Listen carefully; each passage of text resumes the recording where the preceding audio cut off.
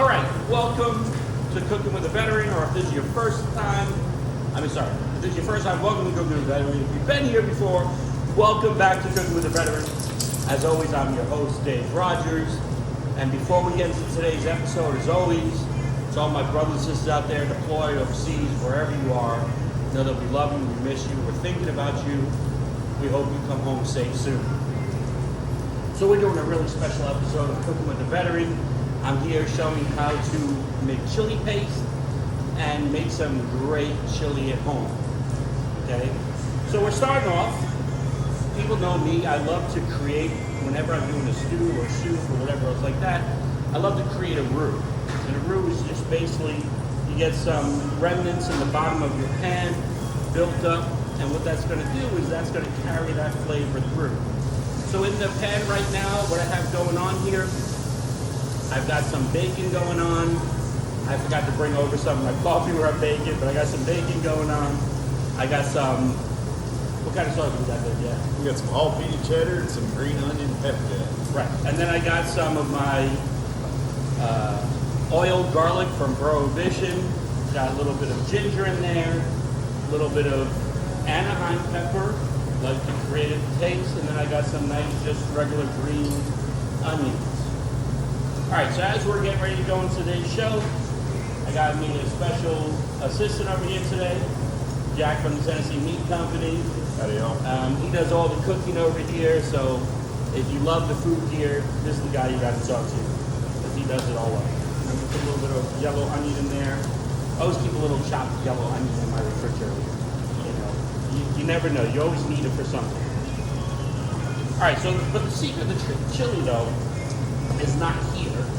The secret of the chili though is right here in the blender. And so what I do is I like to make my own paste. Okay, I go to one of the Supernados, one of the Mexican supermarkets, and they have these packages of chilies. And I buy different ones, and you can look them up when you buy them. Some are sweet. Okay, this one's a mid kind of pepper. The Negro is kind of a mid pepper. It's not too spicy. I'm using some Pueblo in here, which is a little sweet. And then I have some Chipotle, which is really just dry jalapeno. A lot of people don't realize that. Chipotle is just jalapeno. Right, but I'm only using a few pieces of that.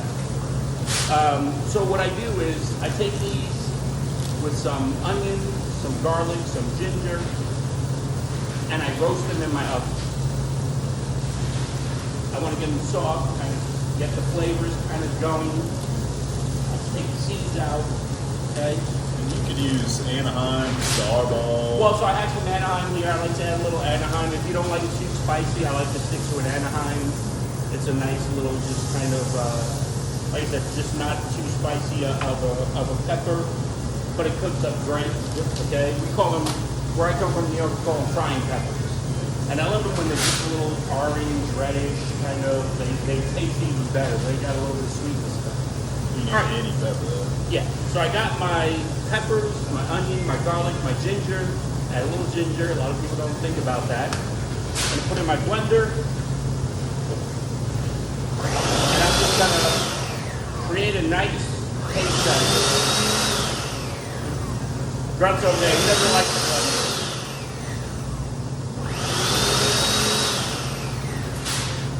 Alright, so I'm gonna stop it for a moment. So I got it kind of going a little bit. And what I'm going to do here, and you guys know me, I love cooking with alcohol. We're going to add a little bit of Guinness.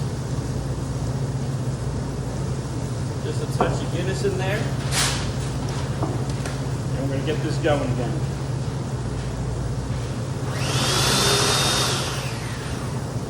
And you want to dry paste. You know, when I brought the paste in, I brought it in nice.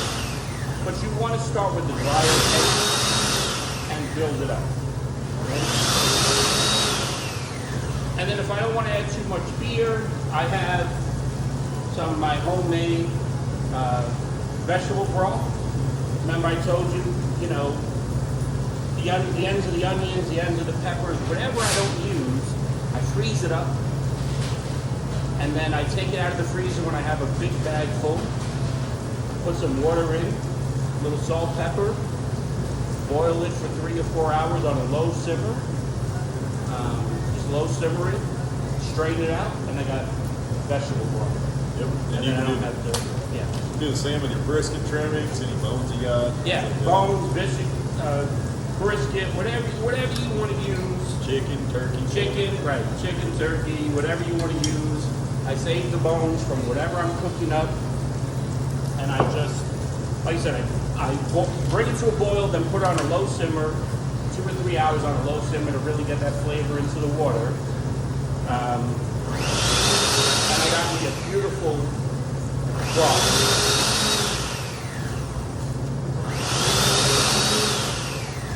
I keep tons of mason jars. My whole bottom of my refrigerator is nothing but mason jars. I've got barbecue sauce, I've got broths, I've got gravies, and I keep them because, you know, like, I made a nice red sauce with some beef the other day. I kept the red sauce, and I used that to make a bolognese. A pasta, yeah. So I don't throw my, you know, people, oh, I got a little extra sauce, they'll throw it away. I don't throw it away. I keep it, and I turn it into a nice whatever, you know. I keep all my gravies that I make and whatever else like that, because you never know what's going to cook up and turn into something different. All right, Jack, so we're going to take the meat now. We're going to throw it in the pan for now. Going to pour that out. There's another red one of these. We'll come over here. There it goes. Okay. So, like I said, I want to build up my roux and my bottom. Okay, little remnants, because that's going to carry the flavor over. And I got my nice hot pan. I'm going to turn it down a little bit. And then what I'm just basically going to do here is I'm just going to take my paste.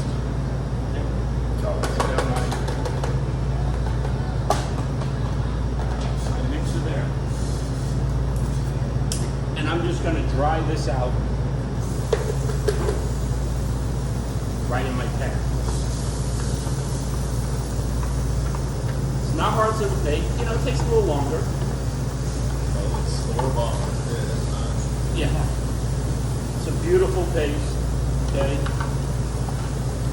But what's great about this, like I said, you control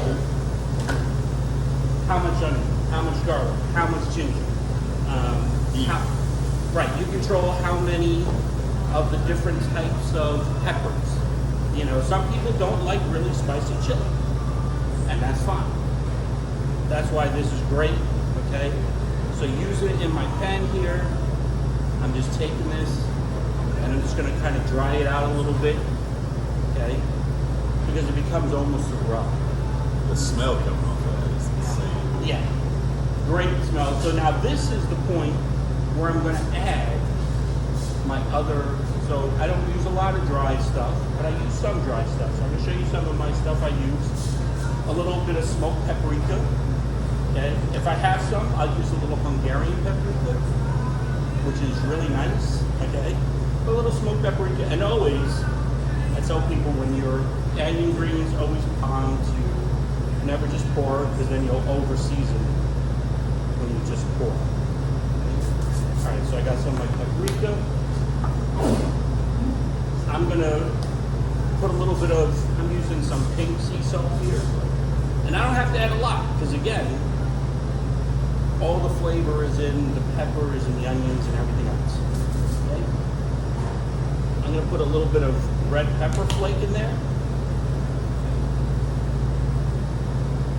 Now, if you like really spicy, instead of red pepper flakes, I picked this up at the Asian market. This is spicy chili crisp. Okay, you can make your own at home if you want. This will spice up your meal for sure. I'm gonna put a little bit of Westchester sauce. Worcestershire. You can never pronounce that right. Worcestershire. Yeah, Worcestershire. I'm gonna take that out. I do add a little bit. This is harissa. This is an African root. You can get this here locally. You can get this at Sprouts. Okay, add a little bit of that. That's an interesting little kick. Yeah, it's got a nice little kick to it. Okay. Believe it or not, a little bit of cinnamon. You may not think that, but a little bit of cinnamon is great. Some brown sugar, just a touch of brown sugar. I got about 2 tablespoons of brown sugar in there. And then here's my secret. A lot of people think I'm crazy. So to really have really good chili, some cocoa powder. And I like using 100% pure cocoa powder. It's bitter. It doesn't have, it's not a sweet cocoa powder. No Okay? sweetness. But just a tablespoon of some cocoa powder in there. I'm gonna mix this around.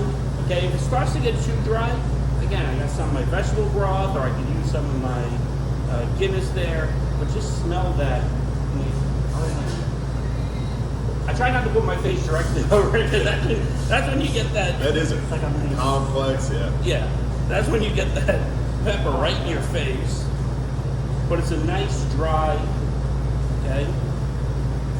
Perfect, okay? And that's how you make paste. It's so easy, it's not complicated. It does take a little bit longer, but you're gonna get the flavors that you really want in the paste thing, okay? So now what I'm gonna do, I'm gonna take my paste, I'm gonna turn this off, I don't need this right now. Okay? Because what we're gonna do is we're gonna have smoke in the chili. Okay? So Jack, when you smoke this, okay, how long would you take it from this point and put it on the smoker floor? So, temp and meat, these are 2 big variables there. I like to run my smoker typically throughout the day, like between 250 and 275, which is kind of higher. So it's not going to take quite as long. But at 250, it really depends on what kind of meat I'm using, how long it's going to take that meat to get tender. So today we got some chuck roast we smoked up before, and as it braised, it's going to get much more tender. But Right. I'm only looking at maybe 4 hours, less time than you would think. Get a lot of good smoky flavor in there. And so again, with my meats, you saw me cooking up my bacon and my sausage here. I like to add, sometimes I'll do a little bit of pork belly. Oh yeah, I'll smoke that up. Love to add a little bit of pork belly to my. you get tons of great Right. fat. I'll do a lot of this. A lot of my shows I make after a barbecue. I got some steak left over. I got some pork left over. I got some sausage left over. Got a little bit of chicken, maybe a little pork belly. You know, and I take all of that because chili to me is kind of like gumbo or other food. It's like the trash food. Yeah. Then all the leftovers that you just kind of take and throw together. Whatever beans you got, whatever meat you got. Right, and you don't look. I could do this as a straight meat, Yep. or I could do this. I could add beans to it if I want to. They had if you came in today, you saw they had the chili on sale here. It sold out pretty well. Yep. People really liked it, which I'm happy about. Yeah, always happy when people like your food. So I have the paste here, and now what we're going to do with the paste? So we're going to put the chuck inside the container there. And here we got chuck. I've just been smoking it probably 3 hours. Yeah. Getting more. Put the fat in it. And it is important smoking stuff like this. You don't want it. It's tender, but it's not falling apart or dry. And for the sauce, like they make the sausage here. Okay, they have the sausage. They got different types, the green onion. You can mix it up. They have the jalapeno ones. They have the jalapeno pineapple. I kind of like. I'm not big on pineapple on a lot of stuff. Yeah, maybe not chili, but it's very good. Yeah. All right, so I'm going to move this out of the way. We're going to move that closer. Let's put this over there. So now we got all our meat and everything else here, and I'm going to put some of my paste. I don't want to put too much at first. And we're going to mix this in. Okay? You're just going to mix it around. You want to coat everything, basically, is what you want to do. Okay? And once everything's coated, and I always leave a little bit of paste left over just in case. But I'm just going to coat everything here. Alright. And then tomorrow, Jack's going to throw this in the smoker, and we'll have some more chili here tomorrow for those that come in for lunch. So again, like I said, very easy to make. If you're not smoking it, you know, if you're like me and I don't always smoke, what I do is I put this in my Dutch oven. Once I've done this process, I put it in my Dutch oven, sit in the oven for 2 hours, check on it every about half an hour, 45 minutes, make sure it's not drying out too much. Okay? If it starts to dry out again, I can add some broth, I can add some beer, whatever I want to add to it. You know, if it's not spicy enough, I have more of my paste here. I can add more paste to it if I want to. All right, so there's so many different ways you can go with that. Do a crock pot as well. I own one. Yeah, of course. I'm not a big crock pot for it. Like I own one for when I do big events. Yep. But I'm not a crock pot. Everybody watching my show knows I'm not big into crock pots. And it's not because I think they're bad. I love the old-fashioned, slow cooking. I don't mind being in my kitchen for 4.5, 5 hours, you know, putting together a nice meal. So I hope you enjoyed joining us in this episode of Cooking with the Veteran. Don't forget, you become a sponsor. You can get my coins, my books. You can help sponsor an episode, and we'll mention your business on the episode. Again, to all my brothers and sisters out there, you know, if you're struggling, if you have some things going on, know that we love you. We're here for you. Reach out to us. Let us know, and we'll help you out. As always, you know, if there's something you want to see me cook on my show, go ahead and reach out to me and let me know. And until next time, hoorah!